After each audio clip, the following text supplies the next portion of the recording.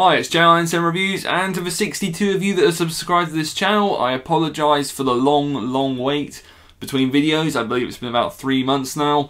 I apologise, I've just been busy with working full time and obviously doing other reviews for Letterboxd, Instagram and Film Focus Online, who I write for. So I just simply have not had the time to make any YouTube videos recently. But I really wanted to make this one, and I want to start getting back in the rhythm of things, so here we are. Today I'm going to be talking about Resident Evil from 2002, arguably the beginning of the biggest video game franchise film adaptation of all time, and I thought I would give it a rewatch and a review to fit in with the recently released Welcome to Raccoon City trailer, which dropped a couple of days ago. So without further ado, let's take a trip down memory lane, right back to the nu metal tinged times of 2002.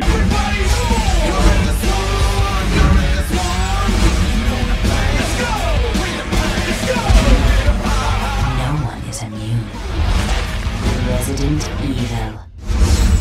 You're all going to die down here. With the Welcome to Raccoon City trailer releasing a few days ago, I decided to revisit the film that kick-started what is easily the most successful video game adaptation franchise of all time.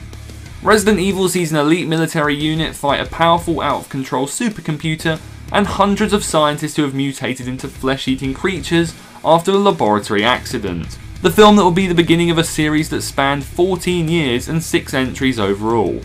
Honestly, I was skeptical about revisiting Paul W.S. Anderson and Mila Jovovich's first passion project for the first time in many years, but luckily to my surprise it was an entertaining trip back to the early 2000s, filled to the brim with era-specific cheesiness and a myriad of solid and varied action beats, though it does suffer from the usual trappings of clunky dialogue and performances, as well as several dated technical elements. Substantially distancing itself from storyline established in the games, outside of a few select locations, references and name drops, this film really tries to establish its own stamp on the Resident Evil narrative. The plot execution itself is incredibly simplistic, as it is essentially a mission with one goal. It works both for and against the film. Clocking in at just under 100 minutes, the film never drags, and outside of a fairly repetitive structure, with frequently interspersed, increasingly extended flashbacks that provide context, as well as a hilariously extended surprise reveal sequence, it delivers pretty much what it has to in terms of what it's going for. Thankfully, W.S. Anderson's notoriously irritating quick-cutting action presentation is fairly restrained here,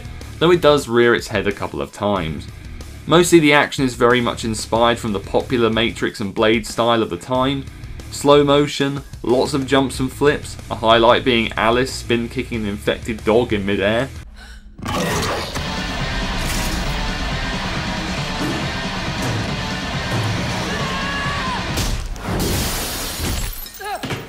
And of course, lots of guns.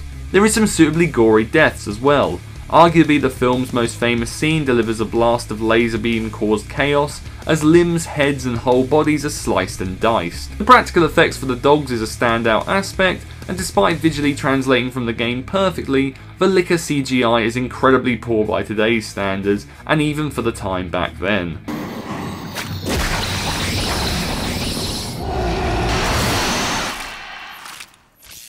What the fuck is that? Lastly, as a fan of nu metal, as I mentioned at the start, I can confirm that the soundtrack and score for this film is a big win. Mila Jovovich would go on to define this franchise with her portrayal of Alice.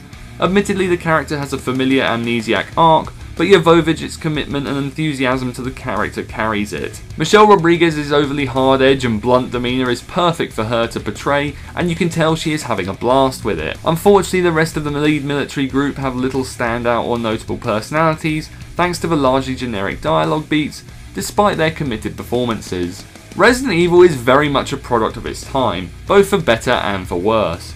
A straightforward sci-fi action B-movie romp with a sprinkling of horror traits and tropes. The shootout and combat sequences get the job done, the pacing is consistent, and Jovovich and Rodriguez are great for the material. Though the dialogue and story substance leave a lot to be desired, and I do wish there was more standout kills throughout.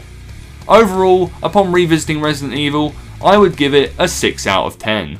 Thanks for watching the video, guys. I hope you enjoyed it. Let me know in the comments what you think of Resident Evil, and are you looking forward to Welcome to Raccoon City at the end of this year?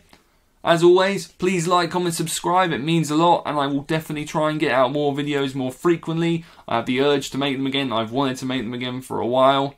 And yeah, as always, please like, comment, subscribe, and I will try to speak to you again soon. Don't want to hold any promises and leave for 3 months again. But yeah, thanks as always, cheers.